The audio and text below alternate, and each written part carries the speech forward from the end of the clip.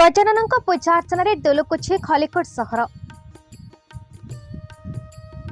चलित वर्ष अग्र पूज्य गजानन गांठु सहर चारिआडे चली पूजार माहौल कंपुछि गांठु सहर। एथिर बाद पड़िनी खलिकोट सहर प्राय प्रत्येक साही गलिकंदी श्री सिद्धि विनायक पूजा पाउछंती कहले अत्युक्ति हेब नाही।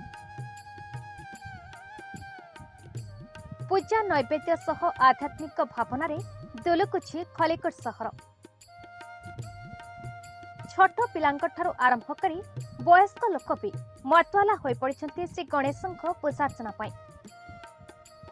केउठी सांस्कृतिक कार्यक्रम तो आउ केउठी प्रसाद आयोजन करी भक्तंकु दिया जाउछि। निर्मल झर ठारू आरंभ करी बसस्टाण्ड समेत सारा खलिकोट धूप नैवेद्य परिपूर्ण होई उठिछि। एणे भक्तंक समागम को नजर रखी प्रत्येक पूजा कमिटी सजग रहिथिबा देखिबा मिलिछि।